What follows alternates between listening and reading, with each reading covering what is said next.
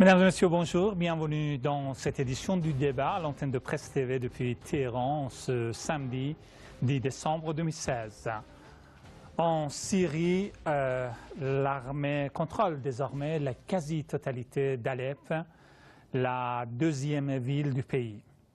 L'armée syrienne a interrompu ses opérations, tout comme l'aviation russe qui a cessé ses frappes aériennes pour permettre l'évacuation des civils à Alep. Et pourtant, les terroristes continuent de tirer sur les civils qui souhaitent quitter la ville et même utilisent les civils comme boucliers humains. Dans ce contexte, le président syrien Bachar al-Assad a souligné que la victoire imminente de l'armée syrienne à Alep va accélérer la dynamique de la bataille contre les terroristes, mais ne signifie pourtant pas la fin de la guerre contre les terroristes. Et cela au moment où les puissances occidentales, dont la France, les États-Unis et la Grande-Bretagne, tout comme les terroristes, ont appelé à un cessez-le-feu immédiat à Alep, au moment où la bataille contre les terroristes se trouve à sa phase terminale. Parallèlement, un rapport de l'AFP révèle qu'un tiers des terroristes européens partis en Syrie et en Irak sont aujourd'hui de retour en Europe où ils envisagent des missions spécifiques. Dans cette édition du débat, on va se pencher sur les tout derniers développements en Syrie, notamment à Alep, la victoire imminente de l'armée syrienne à Alep et les réactions des milieux politiques et médiatiques de l'Occident face à ces avancées de l'armée syrienne, mais aussi sur le retour des terroristes européens dans leurs pays respectifs après leur défaite en Irak et en Syrie. Veuillez rester avec nous jusqu'à la fin de cette émission. Les récents succès des forces syriennes à Alep vont changer complètement le cours du conflit syrien, a promis à juste titre le président syrien Bachar Assad. La grande ville du nord du pays était le dernier espoir des terroristes après leur défaite de Damas et de Homs, poursuit-il. La décision de libérer toute la Syrie a été prise et Alep en est une étape, ajoute le chef de l'État dans un entretien accordé à El Watan. En effet, d'après lui, Alep changera toutes les équations de combat de la Syrie et sa libération signifiera l'échec du plan régional de l'Occident pour la Syrie. Parallèlement, dans une interview accordée au journal italien La Stampa, le conseiller du président Obama a reconnu la défaite des États-Unis en Syrie. La présence d'Assad à la tête de l'État en Syrie est une réalité. Qui d'autre qu'Assad pourrait garantir l'ordre et la sécurité en Syrie ? C'est cette réalité basée sur des arguments politiques et pas militaires que Poutine tente de vendre à Washington, a affirmé Vali Nasr. Les forces syriennes ont remporté ces derniers jours une victoire décisive en reprenant la vieille ville d'Alep aux terroristes. Les forces syriennes qui contrôlent les quartiers occidentaux d'Alep ont réussi à reprendre plus de 80% des quartiers dans la partie est détenue par les terroristes. Face à cette situation, les terroristes ont appelé à un cessez-le-feu. Un appel à la trêve a aussi été lancé par 6 capitales occidentales, dont Washington, Paris et Londres. Les Américains en particulier insistent pour demander une trêve car leurs agents terroristes sont actuellement dans une situation difficile, a affirmé le président syrien. La perte d'Alep constituerait pour les terroristes leur pire défaite depuis le début de la guerre. Ils ne contrôleraient alors plus que la province d'Idlib, voisine de celle d'Alep, et quelques poches près de Damas et dans le sud du pays.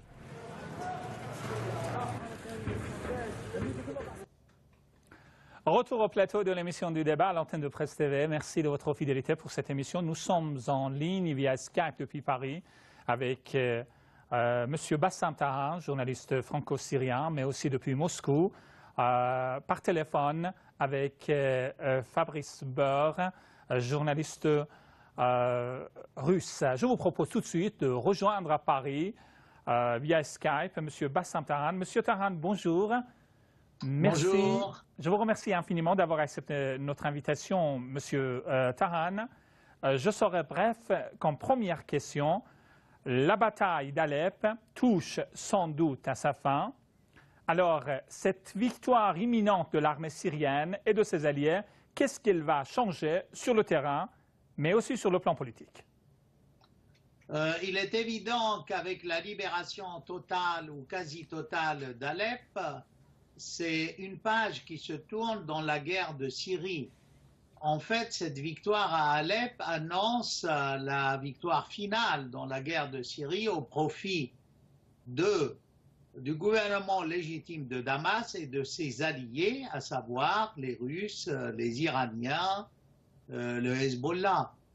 C'est une défaite pour le camp occidental et il est évident que tout l'Occident n'a pas pu résister à l'assaut bien tracé, bien planifié par les troupes vaillantes de l'armée syrienne épaulée par ses alliés. C'est clair, aujourd'hui, les terroristes islamistes et non les rebelles, je précise, contrairement à ce que colportent certains médias occidentaux, il ne s'agit pas de rebelles. Il s'agit de terroristes islamistes qui sont venus du monde entier pour renverser et porter atteinte à la souveraineté d'un pays libre reconnu par les Nations Unies qui est la Syrie. Donc aujourd'hui on va s'orienter vers une nouvelle bataille qui est Idlib parce que les lambeaux de ces groupes terroristes se retirent vers Idlib quand ils ne sont pas évidemment tués par cet assaut fantastique et victorieux. Je vois mal comment aujourd'hui on se réunit à Paris. C'est vraiment un non-sens, une sorte de hors-sujet. Mais on se réunit à Paris, pourquoi faire? Ils sont en retard d'un train. Comme on dit, la messe est dite. Et il n'y a plus rien à faire à Alep, sinon à essayer de négocier la sortie, si encore il y a des officiers de ces pays occidentaux qui sont pris au piège par l'armée syrienne. En fait, il ne reste plus que 4 petits quartiers où il y a des poches et l'armée fait son travail, accomplit son travail, essaye de sauver les civils et évidemment, la Syrie est prête à négocier s'il y a des officiers étrangers, à négocier leur libération, voir comment on peut faire pour les rendre à leur pays d'origine. Merci, M. Tahan. Merci pour ces précisions. Restez avec nous. Alors, on va également rejoindre par téléphone à Moscou M. Fabrice Beur. Monsieur Beur, bonjour. Merci infiniment d'être en ligne avec nous. Est-ce que vous m'entendez? Oui, je vous entends. Bonjour, Très bien. Bonjour. Monsieur Beur, alors, par la voix de son ministre des Affaires étrangères, la Russie a déclaré que l'armée syrienne avait arrêté son opération Alep, tout comme l'aviation russe qui a cessé ses frappes aériennes pour permettre l'évacuation des civils. Et cela au moment où, justement, la bataille d'Alep se trouve à sa phase terminale. Pourquoi dans ce contexte? Bien sûr, il faut également souligner que les terroristes continuent malheureusement de commettre de nombreuses atrocités à l'encontre des civils qui souhaitent quitter l'est d'Alep. Pourquoi dans ce contexte? Alors les puissances occidentales, les États-Unis, la France et la Grande-Bretagne appellent à un cessez-le-feu immédiat et accusent l'armée syrienne et l'aviation russe de viser les civils.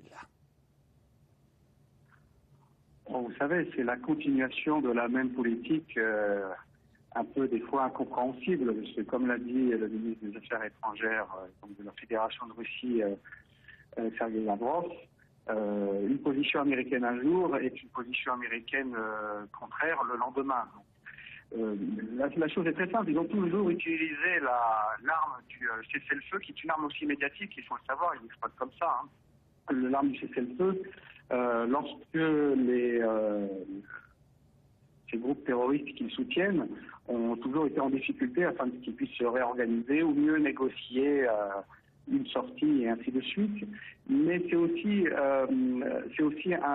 pour moi un aveu d'échec, puisque la rhétorique occidentale est une rhétorique un peu dans le vide. Ils vivent dans une situation qu'ils auraient voulu évidemment contrôler, et qu'ils auraient voulu de telle façon alors qu'elle n'est pas cette réalité et qu'ils ne le contrôlent pas. Ils ne contrôlent pas cette situation.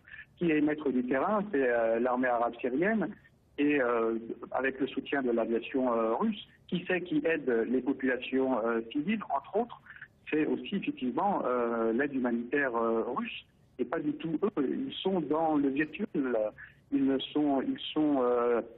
sont toujours nulle part. Vous voyez, vous commencez simplement un petit peu à voir dans la presse occidentale des informations concernant les exactions justement de ces groupes terroristes et ces mercenaires étrangers contre les populations civiles à Alep. Mais un tout petit peu, c'est dans la presse. Mais là, dans la diplomatie, je pense qu'il y a une sorte d'auto-intoxication. Ils arrivent à croire à leur propre, tout du moins pour les politiques, à leur propre mensonges. Mais aujourd'hui, l'information, c'est effectivement la télé. L'information, elle est plurielle dans le monde. Elle est aussi sur Internet. Et je crois que ça ne prend plus. Puis personne ne peut croire au sérieux les déclarations de Paris, encore de Paris, des États-Unis ou de Londres sur la situation syrienne, en particulier à Alep.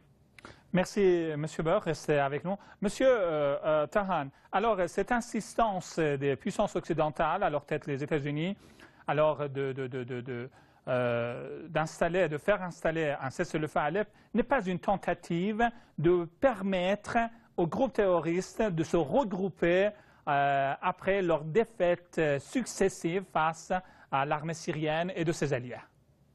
Vous voyez la contradiction dans la politique occidentale, c'est qu'au moment où on demande une trêve, les États-Unis lèvent l'embargo de vente de missiles sol-air, c'est-à-dire anti-avions, hier. Ça me paraît quand même extraordinaire. On veut la paix, on veut un cessez-le-feu, on prétexte les civils et en même temps on veut envoyer des armes. En fait, comme l'a dit mon collègue de Moscou, ce qu'on entend dans les médias ici, c'est un tissu de mensonges horripilants. On nous dit par exemple que ces terroristes se sont effondrés parce qu'ils n'avaient pas d'armement. Alors, vérification faite dans les tunnels d'Alep, le ventre d'Alep si je puis dire, on a trouvé près de 2 millions d'obus. 2 millions d'obus. Alors, si on pense qu'il y a encore quelques 2 millions à Alep, chaque habitant peut recevoir un obus. Vous voyez, alors qu'on ne vienne pas après me dire qu'ils étaient mal armés, ce sont des gens qui luttent pour la démocratie, c'est du n'importe quoi. Et l'Occident aujourd'hui cherche à sauver la face et effectivement, il y a une rhétorique creuse. Quand on est en faillite de raisonnement, de preuves, on évoque le problème des civils. Mais pendant 4 ans, Alep-Ouest, les civils d'Alep-Ouest ont souffert. Où était cet Occident? Où étaient ces médias?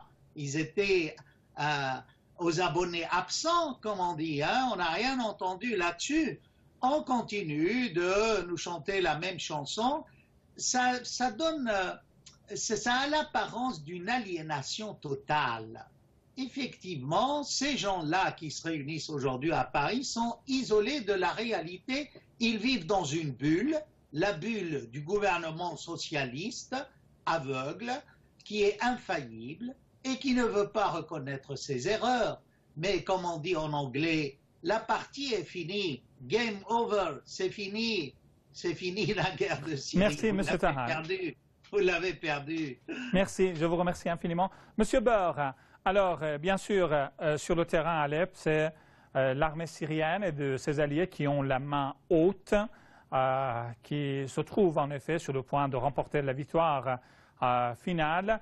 Aujourd'hui, alors, des tractations sont prévues entre les ministres russes et américains des Affaires étrangères.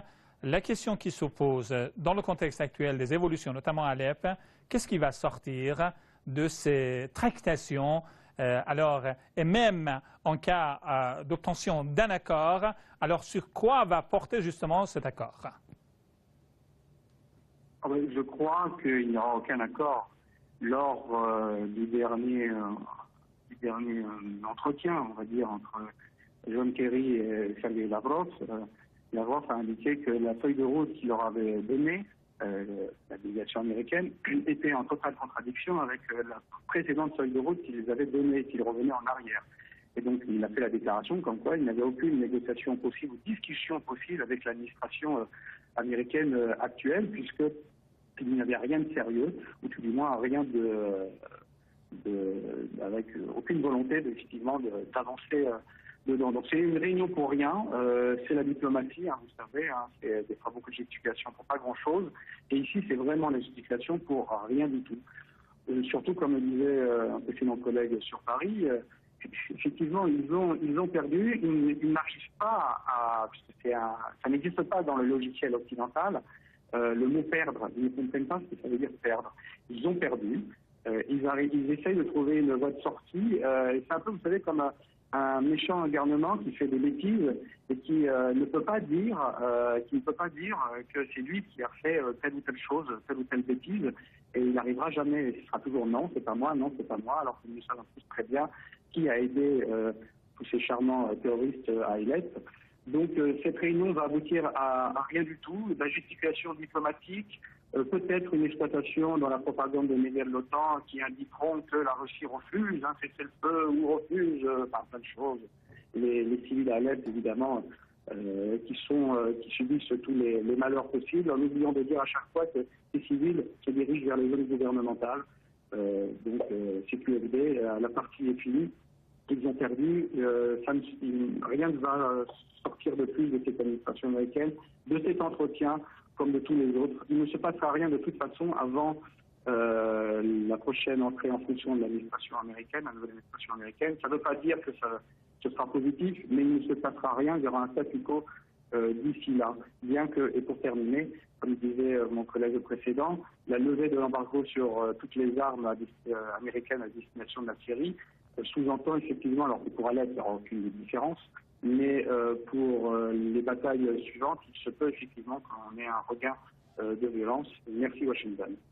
Merci M. Barr. M. Tahan, alors vous avez souligné au début de votre intervention, c'est l'échec du camp occidental, comme vous avez souligné à juste titre, c'est la fin de partie pour les pays occidentaux.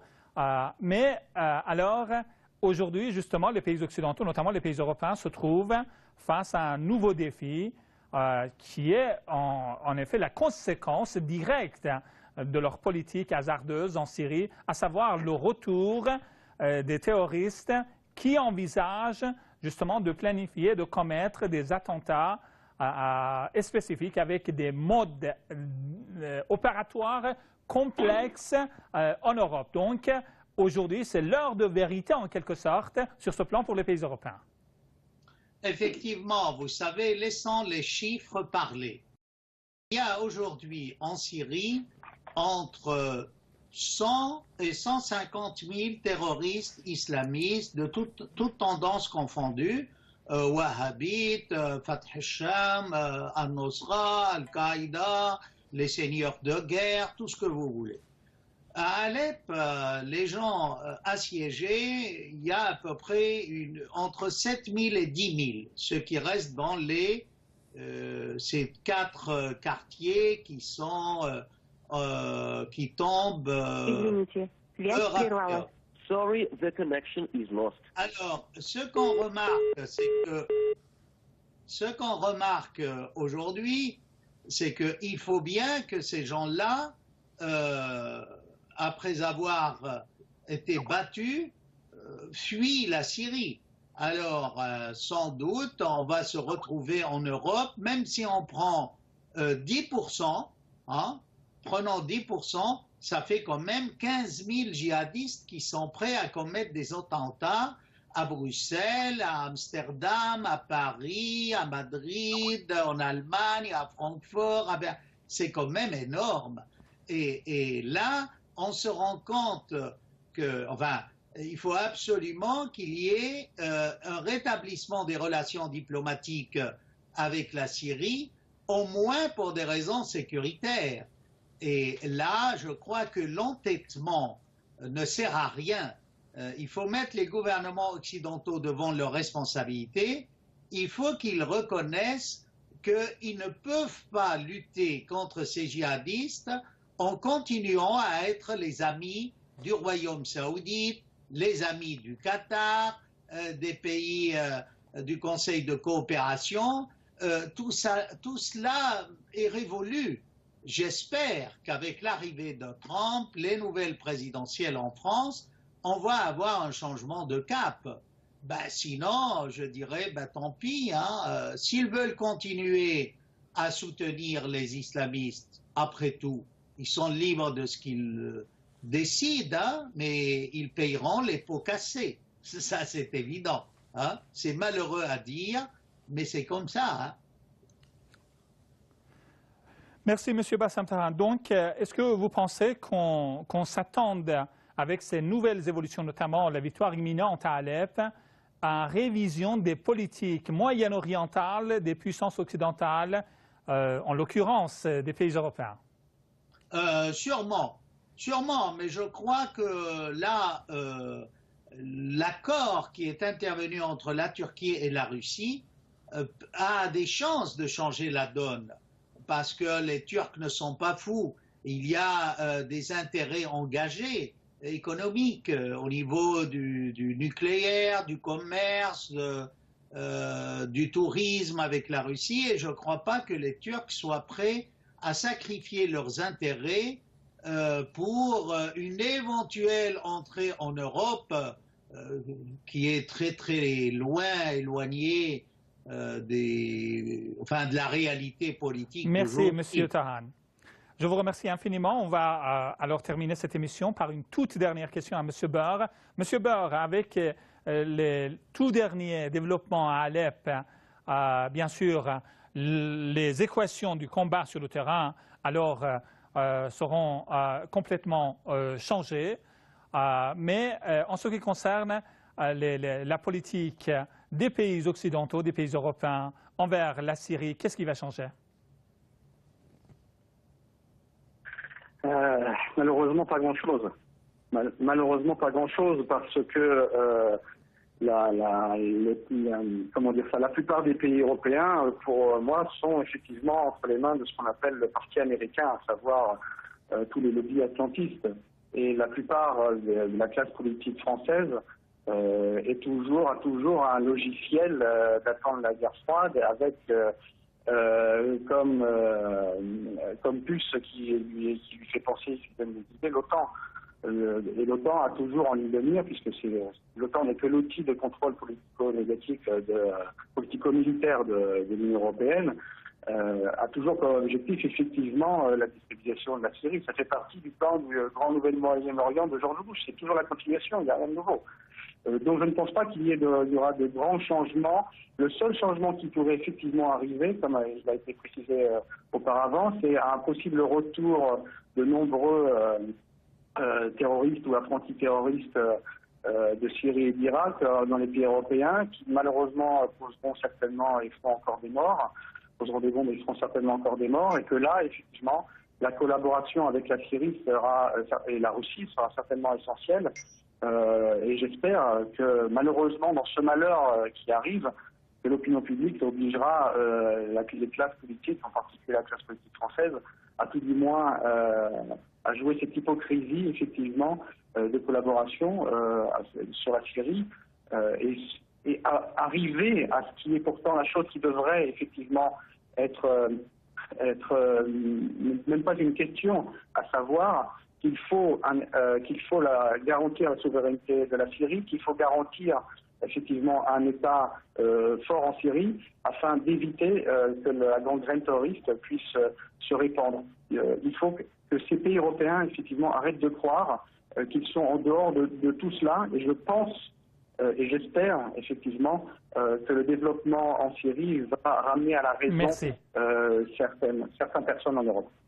Fabrice Beur, journaliste russe depuis Moscou, Bassam Tahan, journaliste franco-syrien depuis Paris. Je vous remercie infiniment d'avoir accepté de participer à ce débat.